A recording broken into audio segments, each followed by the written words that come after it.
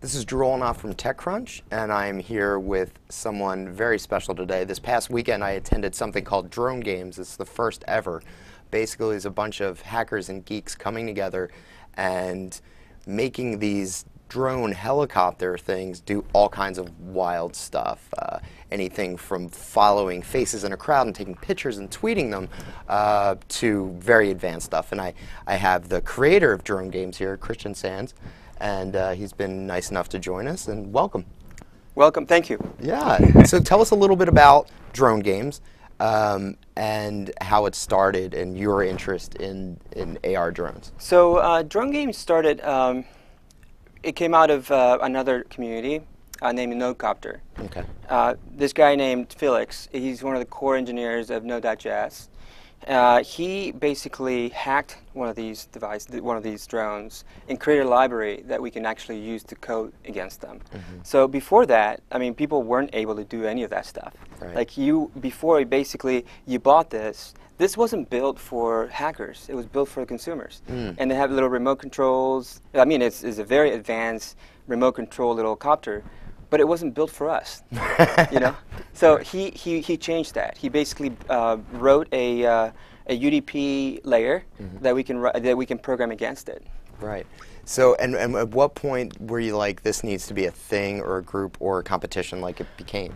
I was in Dublin, and I went to the second Nodecopter, mm-hmm. and I went there to help out build the simulator. So that way you don't have to fly the drone. You can actually just code it and see it live on your computer. Mm-hmm. That turned out to be a lot of work.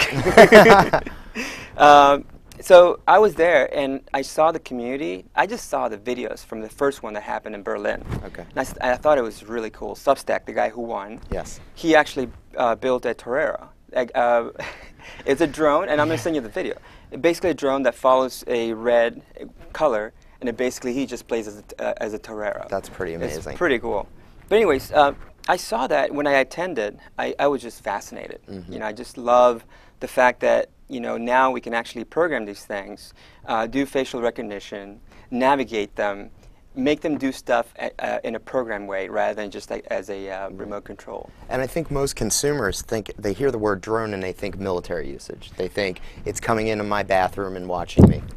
Yeah, I think the concept of drones has been for the last 10 years military-based. Mm-hmm. And I think in the future, people are going to start seeing this more and more in our day-to-day lives. Right. So the concept of drones is going to change completely in 5 years. Right. How was the turnout? Did you feel, I mean, it felt good to me, but I'd never been to an event like that. How was the turnout for the first DroneGames?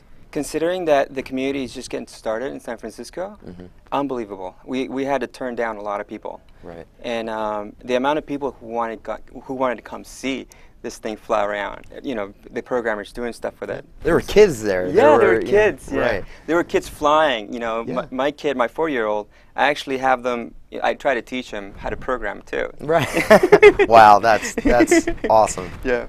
So, there's going to be a next DroneGames? Do you guys do weekly meetups? Are you going to do anything in between? So we're going to talk to the rest of the Nodecopter guys. Mm-hmm. They're the ones who basically, they're the committee. You know? Sure. Like you have an Olympic committee, yeah. They're the committee. And so I like to keep it, I like to run it by them to see what would make sense. But we want to have a much bigger event. Right. Something, maybe it's a yearly thing. Sure. But they also have some other stuff they want to announce at some point as well. Well, that's interesting. I get the note we can leave on is in a future DroneGames. What do you think are the kind of things that you're working on and seeing? Like what you were telling me a little bit about a skiing one.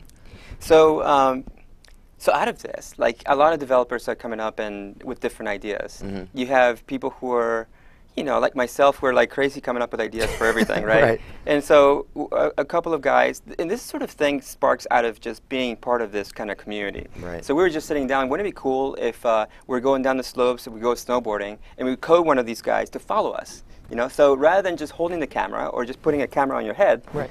You program it to follow your helmet. And it starts going around, you can go right. Flips. Imagine going down and seeing a drone following a person. Right. And imagine seeing the photos that come out. And you can have it so that it tweets immediately. Right, right. That's awesome, Christian. Thank you for setting up DroneGames and coming in and keep us up to date on everything that's going on. Thank you for having me.